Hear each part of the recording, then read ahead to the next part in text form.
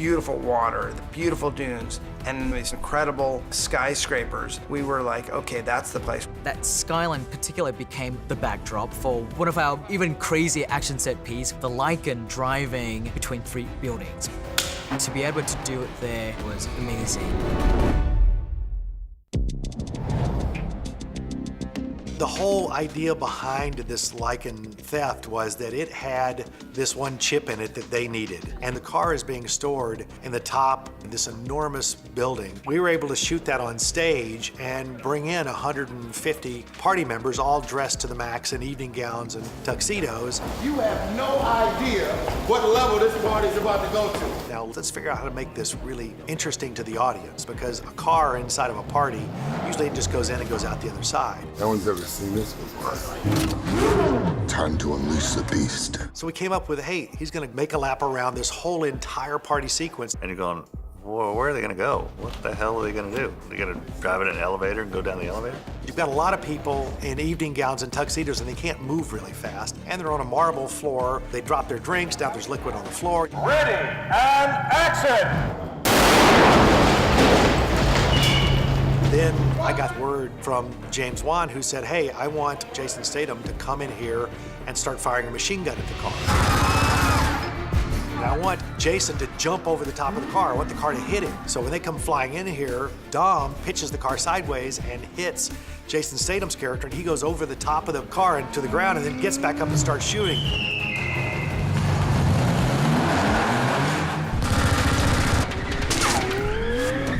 Jason goes over the top, we hit the piano, we hit the bar, we hit everything we could hit in there. And at the same time, he's being shot at by a machine gun and shot at by these grenade launchers, and so columns are blowing up around the car. So now we've got all these different avenues that really spice it up. Dom, cars don't fly! He turns, and he just makes a beeline for the big glass window. Oh, shit! And goes blowing out this window, jumps through the air across to the next tower. To go out the windows was on a set piece that was out in a parking lot. 9 cameras going, we have 6 of them out here. We got 3 cameras inside. We had 40 feet of trussing deck, and then the windows were built on that, and Dan put the car on one of his air mortars, and we would shoot it out of that window and into boxes.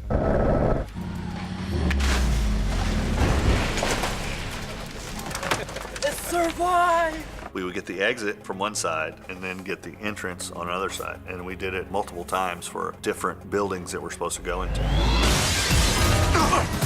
We built a set to land in at the Atlanta Convention Center. Right there for the hit. That second building, James wanted fairly empty, like it wasn't finished yet. Open walls with the aluminum 4x4 beams in it, just a lot of wires hanging down. Effects is squib these windows, they'll be going hot, they're gonna blow the windows. These are breakaway aluminum frames. As the car comes through, all that's gonna break and go with the car. I built ramps that were 3 feet tall, 120 feet long, and I had Steve Kelso drive it as fast as he could drive it and drop off. He had about 5 or 6 feet between there and the window. So we could get him dropping as if he's dropping in, hitting, and then just slamming through everything that was in that second building.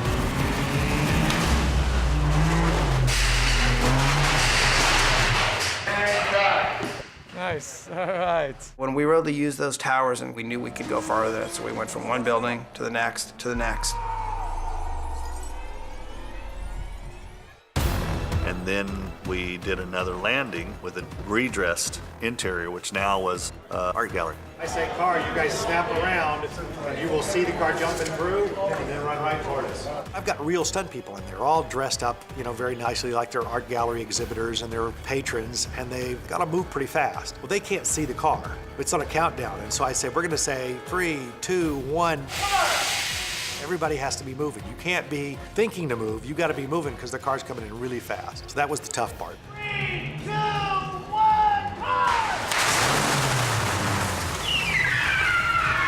It lands, it goes out of control, and now Dan built a rig that spins as it goes across the floor. Dan Sudik created this car that was on a complete rotating spindle, but would travel down the length of the set. So I could put my stunt doubles in there and film this car rotating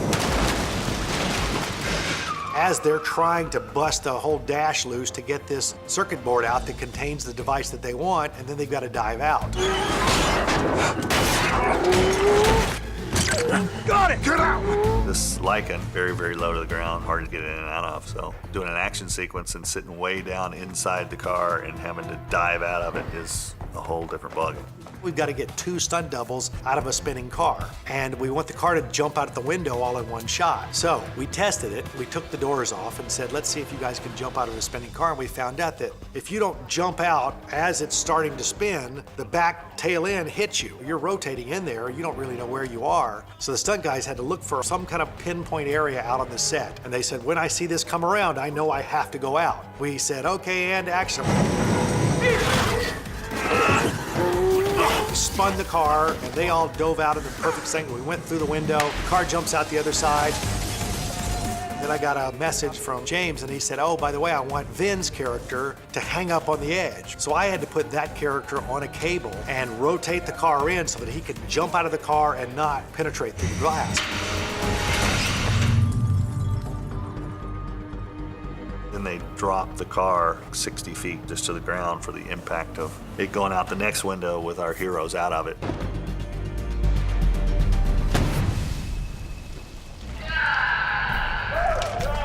It actually came out pretty cool. A lot bigger than what it started to be.